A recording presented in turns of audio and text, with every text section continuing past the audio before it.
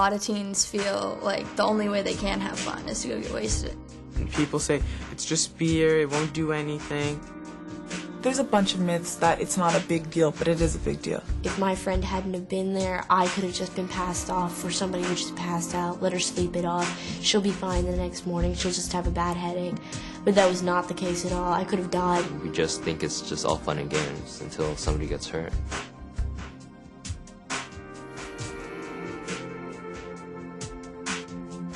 Today we're going to be talking about binge drinking. So is binge drinking a problem in high school? Yeah, definitely. What kind of problems does it cause? One thing that's kind of bad is it gives you sort of a bad reputation among people. If you're not like that, then it might just kind of be the bad rap that you don't want to get. People who do binge drink do and say a lot of things that they otherwise wouldn't if they weren't drunk. Mm-hmm. And that usually comes back to haunt them or to hurt them at school, I know. Binge drinking is more of a problem, not in terms of reputation or how other people think of you, but it's also dangerous, period. I've read many stories about people who have who've died actually from binge drinking. There are many people killed by drunk drivers, so I don't think the problem is just on reputation. Binge drinking is a huge problem. Alcohol is widely available, it's easily purchased, it's marketed, you see it everywhere. We're very aware of that. And for young people, it's led to at least half of them, by the time they're in high school, having been drunk to intoxication. What does binge drinking mean to you guys?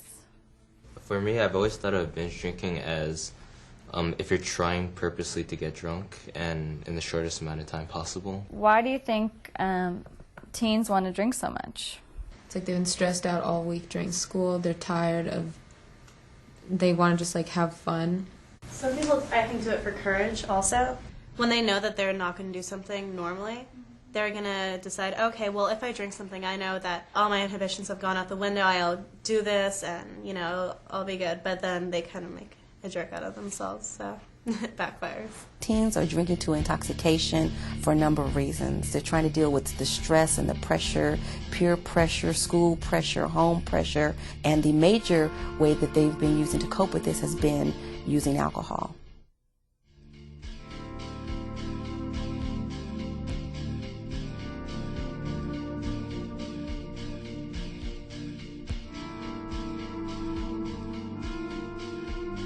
I know this girl who I went to grade school with. She drank a lot, and she got in a car accident, and 2 of her friends died. If you like kill someone else and like as like a product of being irresponsible for one night, then living with that is such a huge burden. I mean, you almost wish you were dead.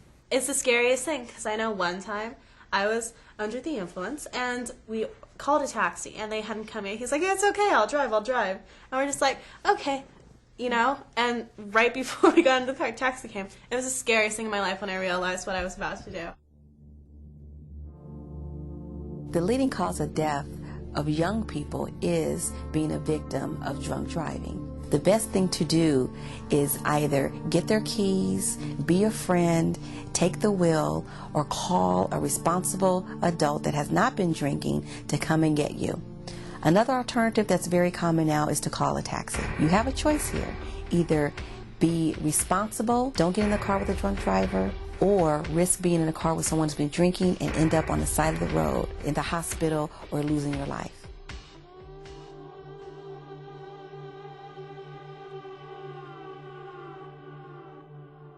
You're taking a huge risk in drinking, getting drunk. You don't know who's going to take advantage of you or who you're going to take advantage of, because you really are not in a position to control yourself.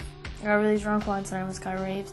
I went to this guy's house. I was like 15, he was like 25. It was a really stupid idea, like the whole thing, but he gave me tequila and he gave me rum, beer. I just kept drinking, and then he like tried to have sex with me. If a girl's under the influence and a guy like has sex with her, it's considered rape, regardless if it's consensual. If the parents are angry, you know, they can use that against the guy. So it's really scary. You can end up with a baby you didn't plan for. You can end up with a disease you can't get rid of. You can find yourself raped, not knowing who did it. Sex and drinking do not mix.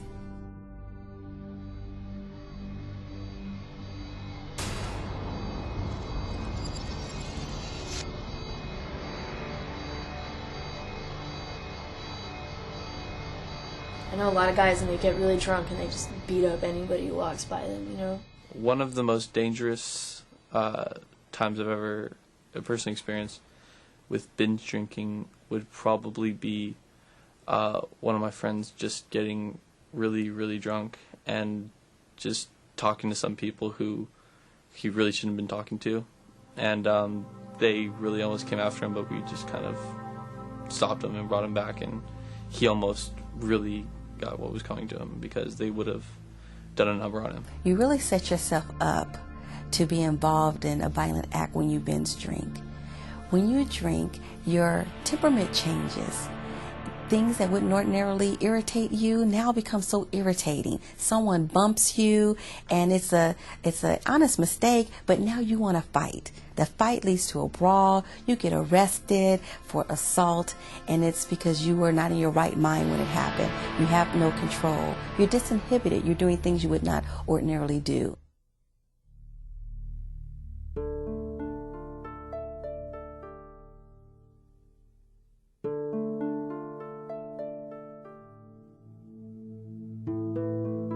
I was on Catalina Island and we went to the beach party, and it was funny because the second we got onto the sand, somebody handed us a bottle of tequila, and they basically gave it to us and they said, have a go with it, at it, it's yours. So then we took it, we played a drinking game, we started drinking tequila, we chased it down with beer, and then the next thing I know, I'm in Long Beach Memorial.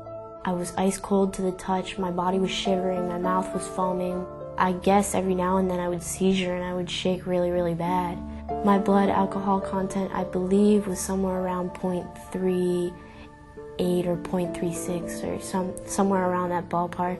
I'd been told by the nurse that if I had come 10 minutes later, or if the EMT wasn't there, or if somebody just let me sleep it off, quote unquote, I wouldn't have gotten to Long Beach. I wouldn't have gotten off the island. Alcohol is a drug, and just like any drug, there's a potential to overdose. Your body can only take so much. You can end up passing out. You can actually be in an alcohol-induced coma or not wake up at all.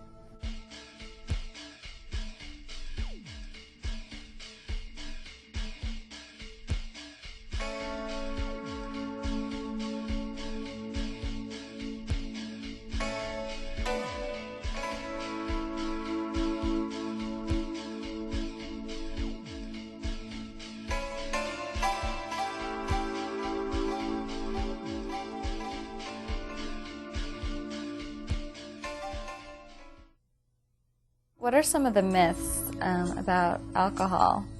One is that maybe it gives you more energy. Most people don't realize that alcohol is a depressant and that it is going to slow everything down. You're very delayed in your reaction times and you can't really focus on anything. Mm-hmm. So why would people say then it gives them energy to drink? Well, because like when a lot of people drink, they tend to get wild. So it's not necessarily energy more than it is like their behavior and like what choices they make. I might be doing something that I wouldn't normally do, and it would be perceived as me having energy. I think part of the myth with alcohol giving you energy has to do with what teens see after someone's been drinking. They're doing things they wouldn't ordinarily do. While it looks energetic, it's the fact that they're disinhibited. They're taking off their clothes when if they weren't drinking and were sober, they would never think of doing that. A lot of teens will say, it's just beer, it can't hurt you. Alcohol is alcohol, whether it's beer or vodka. They might have different concentrations, but alcohol, if you have enough of the same thing, it'll have the same effect.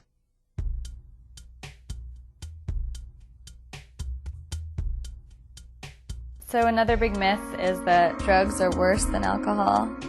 I think alcohol is as big as a problem, if not more, because it's understated. So it's more socially acceptable, so people might do it more. They see it on TV and they think it's okay and it's harmless. If it's legal, then it must be harmless.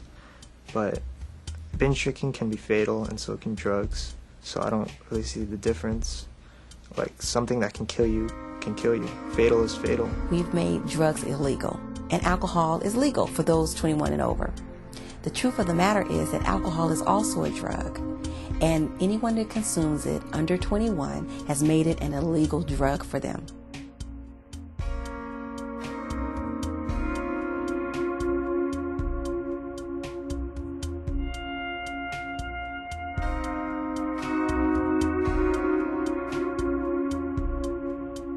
So have you guys heard that alcohol makes people feel sexy?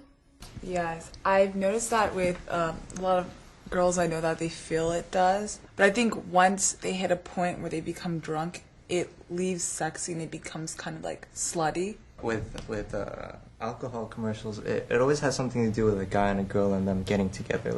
Like the girl being seductive and the guy, following. And it always has something to do. It's like always sex related. Guys are attracted to that because the girls don't know what they're doing, so they could take advantage of them. That's why they think it's sexy. A lot of people just don't know really how to interact with, especially if you're first entering high school. Then they don't know how to approach someone without that added boost from alcohol.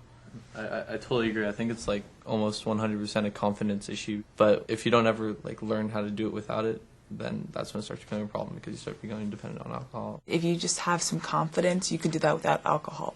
So does it make you sexy? No, I think it does make some people outgoing, but it makes them outgoing to the point where you lose respect for them. Teens really think that alcohol makes them sexy. I think that what they're experiencing is, again, a disinhibition effect. They are doing things, moving in sexy ways, taking off their clothes, and even engaging in sex because they've been drinking, they haven't made good choices, and they're unaware of their choices and unaware of the consequences at that time. What about the myth that you can sober up with coffee or a cold shower? Why is that a myth? Yeah. Tried it. It doesn't work. Once you drink a few beers or a few shots of something, you're gonna have to, be drunk. You're gonna have to puke. You're gonna have to go through everything. There's no way to get around it, really. These myths arise because we all kind of want to feel in control. We're like, yeah, it's okay. I'll take a cold shower later, or I'll eat some bread, and that in our minds we're kind of justifying all this drinking, and we're saying, yeah, we can be okay later. We don't want to see the reality of it. Once you're drunk, it's actually far too late to be doing anything about it. You cannot drink coffee. You can't sober up by drinking or eating food or eating a piece of bread, something that's going to absorb the alcohol. You can't take herbs to help it flush out your system.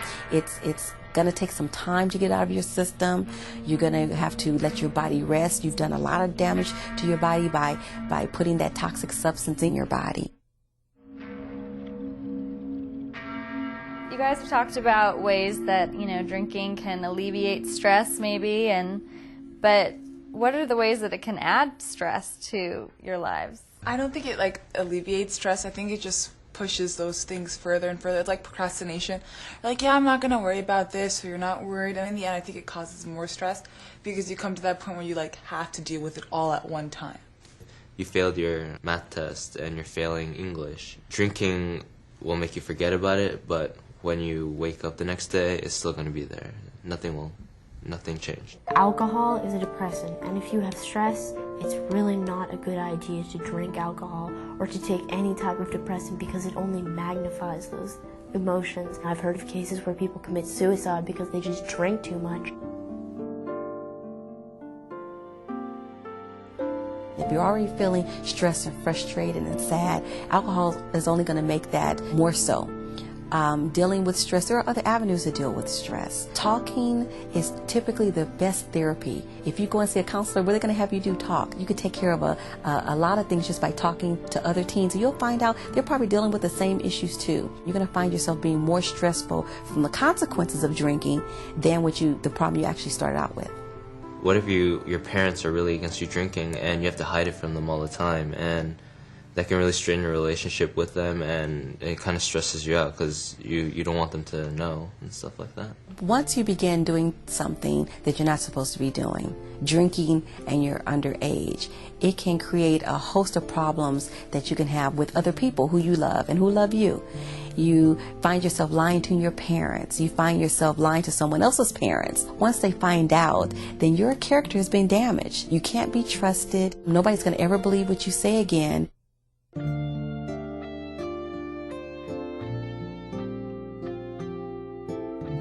don't want to drink, you don't have to.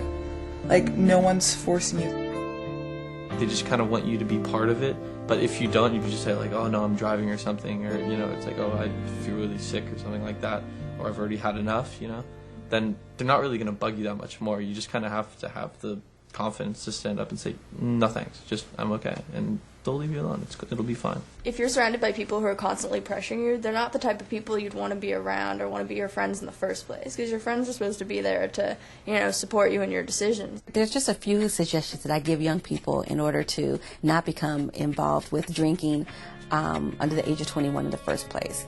One is consider yourself and your body, how you want to take care of your body. Putting those substances in your body has effects on you physiologically, on you mentally, on you socially, how you're going to perform in school, and ultimately your future. I know a lot of people who get stuck in the mindset, well, if you don't go out to a party on Saturday night where people are drinking, then what else are you going to do? I know this one guy, and he loves drinking. And it's like you ask him it's like, oh, what's going on this weekend? And he's like, I don't know, but I'm drinking. And it's like, well, dude, that's sad. Come on. If you're in that crowd, it's hard to find people that you can really relate to on a more intellectual level, or if you really have a problem that you can go to with after. So if you get sucked into the whole party scene and you don't have friends outside of that, then you really kind of find yourself without any real friends, just people you go and drink with. Partying and alcohol don't have to mix. You can dance and have a good time and socialize in the absence of alcohol, and it's okay to do so. So we really need young people to really take the role now to show everyone that they don't have to mix alcohol in parties.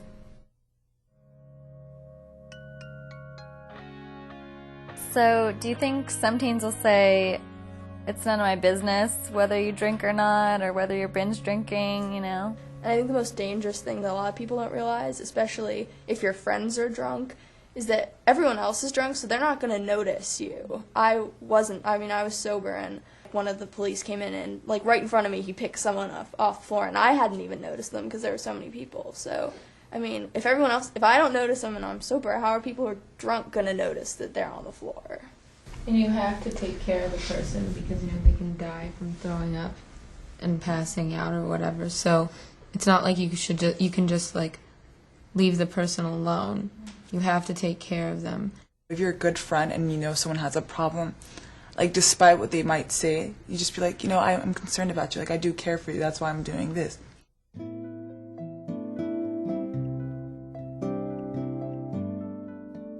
Just being a person of good character, being a friend, helping a friend, taking responsibility for the both of you, because you're ultimately responsible. Friends are responsible for each other. And so making the decision for both of you may end up saving both of your lives.